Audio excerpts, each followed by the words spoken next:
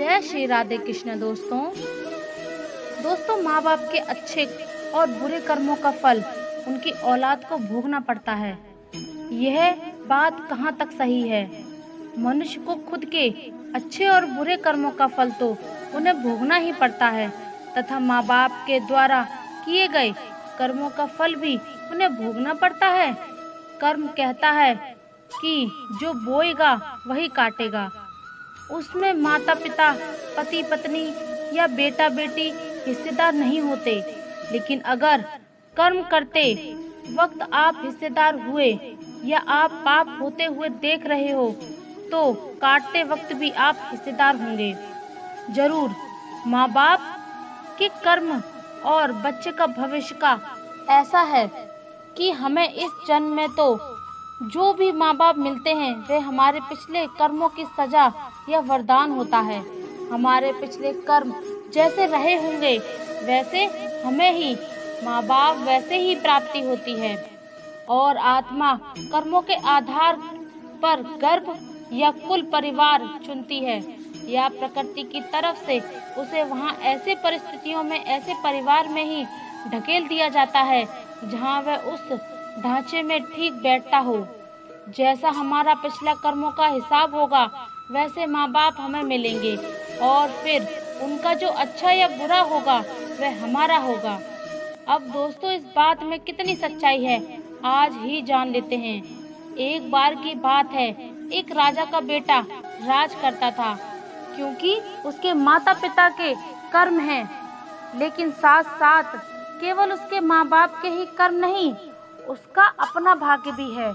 उसका पूर्व संचित उसके पूर्व जन्म के पुण्य इतने अच्छे थे कि उसे ऐसा राजशाही परिवार में जन्म मिला। तो इसका मतलब है कि वह उन माँ बाप के जरिए अपने ही कर्मों को भुगत रहा है। एक भिखारी का बेटा दुख झेल रहा है क्योंकि उसके माँ बाप भिखारी हैं, लेकिन उसके आज के दुख झेलने में केवल उसके माँ बाप का ही नहीं दोष है, उसके अपने पिछले कर्म भी हैं। पिछले जन्म में वह अवश्य निग्रह हो रहा होगा। उसने सब कुछ होते हुए भी दान पुण्य नहीं किया होगा, स्वार्थ वृत्ति से जिया होगा। इसलिए इस जन्म में उसे भिखारी के घर जन्म मिला। अब वह माँ बाप को दोष देता है, लेकिन उसके अपने कर्मों को नहीं जानता। कर्म अपने ही होते हैं जिन्हें हम भुगतते हैं। लोग केवल कारण बनते हैं। प्रकृति कोई भी चीज अपने ऊपर नहीं लेती। प्रकृति बुरे कर्मों की सजा या अच्छे कर्मों का वरदान देने के लिए किसी न किसी को जरिया बनाती है। ये खेल अपना ही खेला हुआ होता है। बस माँ बाप या पति पत्नी इसमें रोल निभाते हैं और लगभग उनके भी हमारे जैसे ही कर्म होते हैं, इसलिए एक जैसे कर्म होते हैं, आत्मा एक साथ मिलती हैं। जब माँ बाप अच्छे कर्म करते हैं जैसे कि दया, सहानुभूति और सेवा, तो उनके बच्चे भी उन्हें मार्ग पर चलने की प्रेरणा प्राप्त करते हैं। वे धैर्य, समझदारी और अच्छा व्यवहार सीखते हैं। विपरीत अगर माँ बाप बुरे कर्म करते हैं जैसे कि हिंसा, अन्याय और संवेदनशील, तो उनके बच्चे भी उन बुरे परिणामों का सामना कर सकते हैं। इसलिए कर्मों का महत्व उन्हें समझाने में महत्वपूर्ण है ताकि वे अच्छे कर्मों का पालन करें और अपने भविष्य को सकारात्मक रूप से निर्माण करें। हाँ, माँ बाप के कर्मों का फल बच्चों के जीवन पर भी असर कर सकता है। ऐसा माना जाता है कि जैसे हम अच्छे कर्म करने के से अच्छे फल पाते हैं, वैसे ही माँ बाप के अच्छे और बुरे कर्मों की भी बच्चों के जीवन पर असर डाल सकते हैं। कुछ लोगों का मानना है कि जो माँ बाप हमें इस जन्म में मिलते हैं वे हमारे पिछले जन्मों की सजा या वरदान होते हैं, यानी हमारे पिछले जन्मों का कर्मों के हिसाब से ही हमें माँ बाप मिलते हैं। कर्मों का फल यही नहीं बल्कि अगले जन्म में भी भोगना पड़ता है। जो कर्म ज़्यादा होते हैं उन्हें बाद में भोगना पड़ता है और जो कम होते हैं उन्हें पहले भोगने को मिल जाता है। अच्छे कर्म ज़्यादा होने पर बुरे कर्मों का फल इसी जन्म में और अच्छे कर्मों का फल अगले जन्म में या इसी जन्म के बाद के दिनों में भोगने को मिलता है। कुछ कर्मों के फल तो साथ साथ ही मिल जाते हैं, लेकिन कुछ कर्मों के फल से हो जाता है और कुछ समय बाद इसी जन्म में या आने वाले जन्मों में प्रारब्ध के रूप में मिलते हैं। कर्म जानबूझकर किए गए हों या अनजाने में, उसका फल कर्ता को भोगना ही पड़ता है।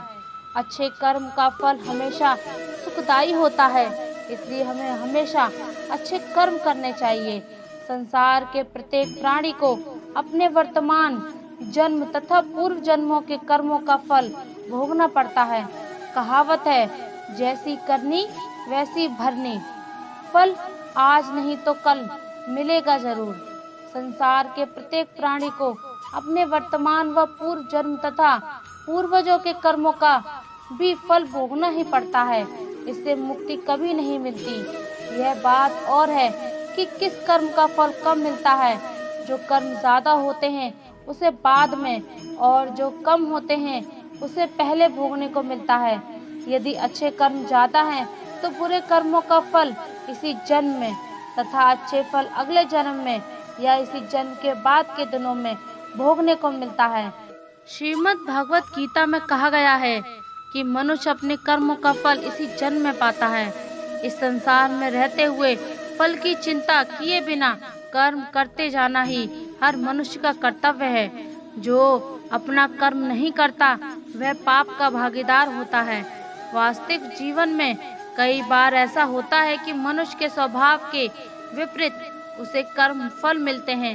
अक्सर ऐसा होता है कि अच्छे लोगों को बार बार जीवन में बुरी तथा दुर्भाग्यपूर्ण घटनाओं का सामना करना पड़ जाता है, जबकि कई दुष्ट मनुष्य को अनेक बुरे कर्मों के बावजूद भाग्यहीनता का कभी सामना नहीं करना पड़ता।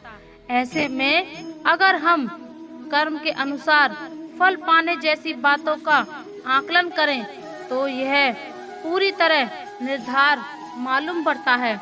मनुष्य का वंश, उसका पुनर्जन्म, बच्चे अपने माता पिता का अंश होते हैं और उन्हीं का दूसरा रूप माने जाते हैं।